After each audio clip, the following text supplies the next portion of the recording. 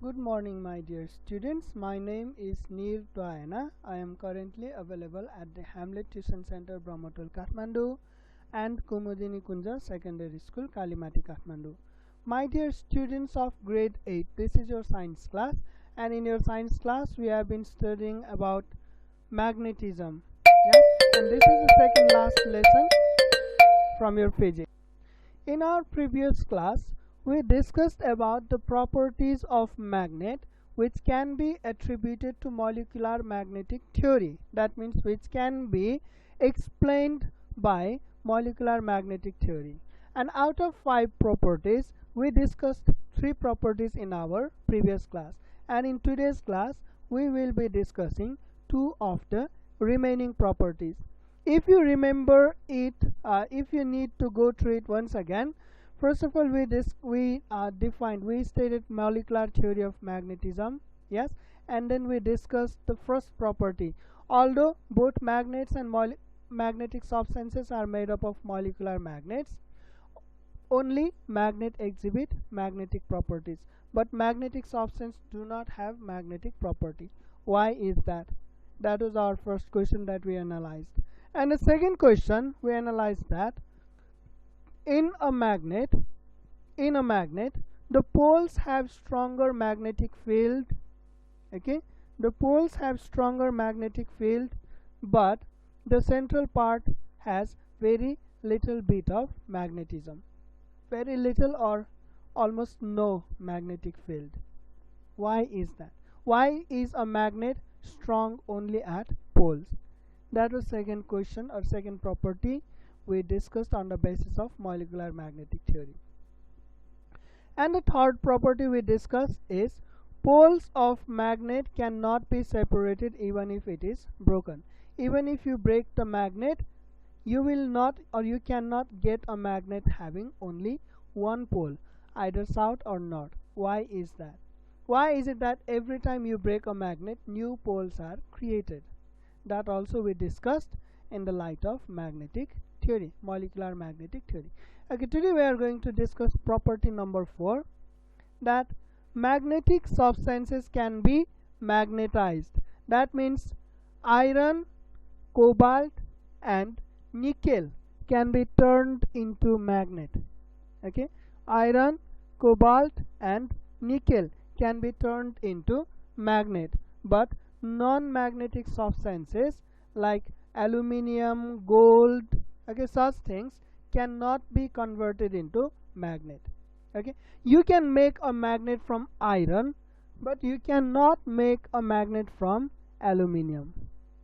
You cannot turn an aluminium to a magnet. Understood? Now, why is it? What is the reason? Well, the reason is very simple. A magnetic substance is made up of molecular magnets. Okay, a magnetic substance is made up of molecular magnets which are arranged in circular form. That's why it does not have magnetism. Yes, but by applying some measures, or some means, you can rearrange these molecular magnets into straight line. Okay, by using some means, such as by using another magnet or by using electricity, you can rearrange these magnetic molecules into straight line chain. Okay, when these molecules are arranged in straight line chain, then they will become a magnet. See, the only difference between magnet and magnetic substance is arrangement of molecules, isn't it? If you can arrange the molecules in magnetic substance in the same way as in magnet, then it will also become a magnet. Understood? So if you keep this magnetic substance in close contact of a magnet, another magnet like this, then what happens? You can see that the south pole of the magnet will attract north poles of this magnetic substance. Okay, you can see these magnets are arranged in a closed chain, isn't it? But because of the field of this south pole of this magnet, south pole of this molecular magnet will be diverted, or it will be repel. It will repel and it will arrange itself like this because of the influence of this magnet. And in this case also, this south pole will be repelled and north pole will be attracted. Okay, so this magnet will also realign itself like this. Okay, why is it happening? Because of the magnetic field of this magnet. Okay, when you keep the magnetic substance in contact with a magnet, then the closed chain conformation will be broken and they will rearrange themselves in a linear chain. Okay, now you can see here in this case, because of field of these magnets, okay, these molecular magnets, this molecule will also rearrange itself. Okay, this molecule will also rearrange itself. Okay, its north pole will be attracted by south pole of these magnets.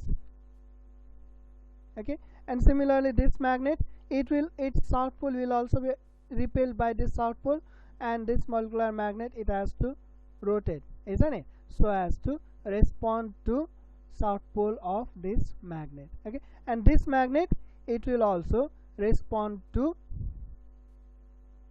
the molecular magnet, the magnetic field of these molecular magnets. The same process, by the same process, these molecules, they will also change their conformation or change their arrangement. Okay, because of the influence of other molecular magnets. Any confusion? Like this. Okay, like this. Yes, so now this south pole will exert force on this group of molecules. Yes, so this group of molecules, it will also respond to the new magnetic field, isn't it, because the north pole is attracted by south pole. Okay, the north pole is attracted by south pole. Now what happens to this molecule? It will rotate. Done. Okay, now you can see that because of the influence of magnetic field of another magnet, the molecules are rearranged into linear chain. Okay, and because of that, this also becomes a magnet. This also becomes a magnet. However, if you separate the magnet from this body within short period of time, then they will go back to form circular arrangement. They will go back to form circular arrangement. But if we keep it in contact for a very long time, then this arrangement will become permanent. Okay, and this also becomes a permanent magnet. Even if you remove the magnet, it will still remain a magnet. Understood? However, in case of non-magnetic substances, they are not made up of molecular magnets. Okay, what is the first condition? You need to make a magnet, it must have molecular magnet. Without molecular magnet, you cannot make a magnet. See the notes, only magnetic substances can be magnetized but not non-magnetic substances. It is because magnetic substances are made up of molecular magnets, whereas non-magnetic substances do not have molecular magnets. So when a magnetic substances are kept in contact with a magnet, magnetic pole attracts opposite pole of molecular magnets of magnetic substance and arrange themselves in linear arrangement. Any confusion? Okay, okay, now let me go to next topic, next property. Okay, this one is quite interesting. Well, magnets can be demagnetized. That means a magnet can lose its magnetic properties. A magnet can lose its magnetic properties. When it happens, that is called demagnetization. Okay, a magnet does not remain a magnet forever. Okay, a magnet can be demagnetized. Now, why does it occur, or what is the basis of demagnetization? That can be explained by molecular magnetic theory. Okay, so in a magnet, you know that molecules are arranged in straight line, isn't it? They are arranged in closed chain. Sorry, not closed chain. They are arranged in open chain, linear open chain. Because of that, their poles are freed at either end. Yes, north poles are freed at this end, and south poles are freed at this end. Okay, that's why this side of magnet becomes north pole, this side of magnet becomes a south pole. However, if you hammer the magnet several times, or if you heat the magnet at very high temperature, then you know that hammering or heating will cause vibration of the molecules.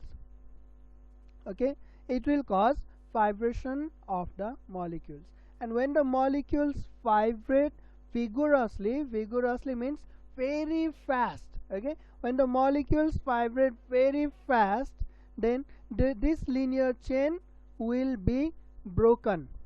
This linear chain will be broken, and after some time what happens, they will arrange themselves into ring form or closed chain form. Okay, because of the magnetic field of each other. Understood? Yes, so when you heat a magnet at very high temperature, or when you bang a magnet, or when you hammer the magnet, it causes vibration of the molecules. Okay, so the linear chain is broken due to the vigorous vibration. The linear chain is broken, then the molecules, they will arrange themselves in circular chain form. Okay, that causes the magnet to lose its properties. See, the note, magnets can be demagnetized. When a magnet is heated or hammered, it loses magnetism. This process is called demagnetization. It is because molecules are arranged, molecular magnets are arranged in linear pattern. When it is hammered or heated, the molecular magnets vibrate vigorously and their linear chain is broken. So they arrange randomly, which ultimately cause them to form closed chain due to interaction between molecular magnets. That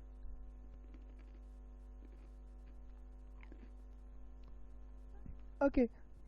Finally, let us discuss the evidences of molecular theory of magnetism. We have discussed so much about molecular theory of magnetism. Yes, we have stated the molecular theory of magnetism, and we have verified so many properties of magnet as the contribution of molecular theory of magnetism, or we have discussed about so many properties of magnet in the light of molecular theory of magnetism. So in the field of magnetic studies, molecular theory poses a very important contribution. Yes, this theory is very important if you want to further study about magnetism and electricity. Okay, that's why this theory is very important. Okay, now what are the evidences that support this theory? On the basis of what evidences, what facts that this theory was proposed? Some of them are presented here. First one is, poles of a magnet cannot be separated. Well, we have discussed this earlier as well in as the effect of molecular magnetism also. Yes, only because of molecular magnet, poles of a magnet cannot be separated. Now think of it, if there are no molecular magnet, then how else will you explain this point? How will you explain this point? Poles of a magnet cannot be separated. How will you explain? Well, explanation to this question would not be possible without involving molecular magnets.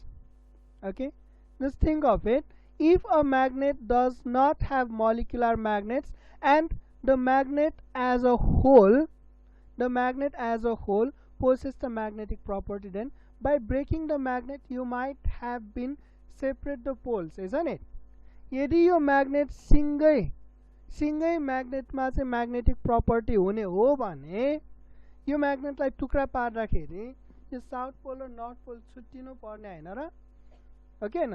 Yo south pole raw north पोल नभएको चाहिँ magnet create हुनुपर्ने हैन र? यस्तो हुनुपर्ने हैन?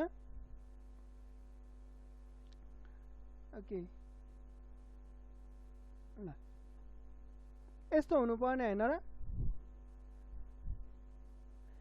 मैले के भन्दैछु, यदि यो म्याग्नेटमा चाहिँ मोलिकुलर म्याग्नेट नभएको भए, हेर मोलिकुलर म्याग्नेट छ, इच मोलिकुलर म्याग्नेटको आफ्नै नर्थ र साउथ छ, त्यही भएर यो म्याग्नेटलाई जतिचोटि ब्रेक गरे पनि यो नर्थ र साउथ छुट्टिदैन, हामीले त्यो भन्यो हो।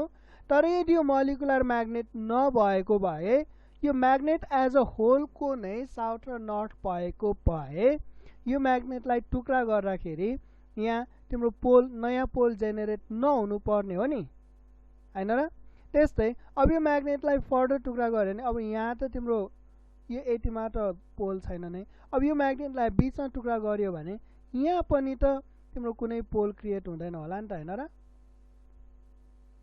यस्तो हुन्थ्यो होला नि, यो बीचको यो दुई टुक्रा ले त टोटली म्याग्नेटिजम लुज गर्थ्यो होला नि, हैन? तर त्यस्तो हुँदैन है। But it does not happen। हेर त यहाँ प्रुफ भयो कि भएन? यदि मोलिकुलर म्याग्नेट नभएको भए यस्तो हुन्थ्यो, तर यस्तो नभएर कस्तो भयो त?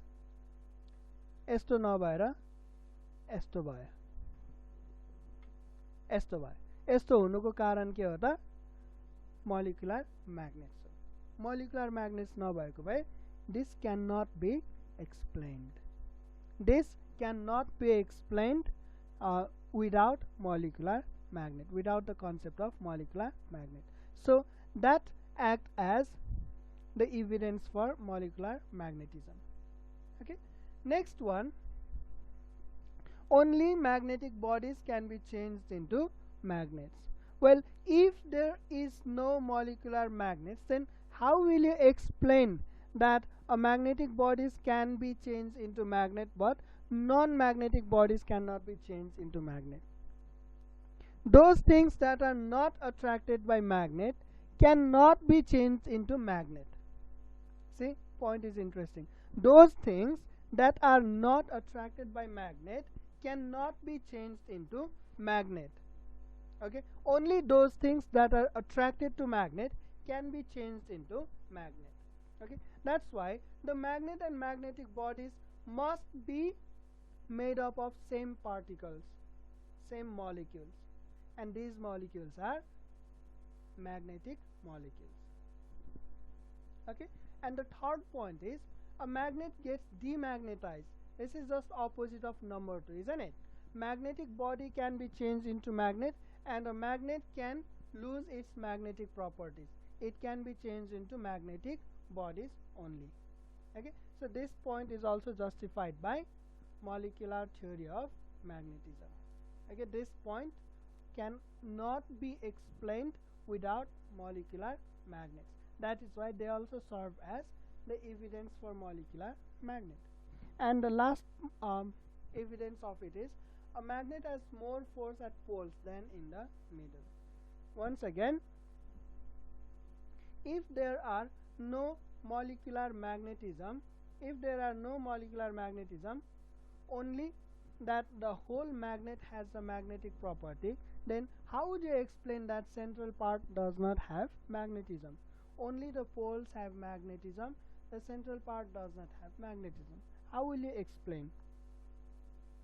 Except that molecular magnets. How will you explain? Okay, molecular magnet को concept नभए चाहिँ तिमी यो कुरालाई कसरी एक्सप्लेन गर्छौ कि म्याग्नेट को एन्डमा स्ट्रङ म्याग्नेटिजम हुन्छ तर बीचको पार्टमा चाहिँ म्याग्नेटिजम हुँदैन? यसलाई पनि मोलिकुलर म्याग्नेटिजमको कन्सेप्टबाट बाहेक अरू कन्सेप्टबाट एक्सप्लेन गर्न सकिँदैन है। त्यसैले यो पनि के भयो त एभिडेन्स अफ मोलिकुलर म्याग्नेटिजम भयो। ओके ल यति टिप आजलाई यति गरौँ। We will do only this much for today. Okay in our next class we will study once again about magnetization and demagnetization. Okay, until then, thank you class.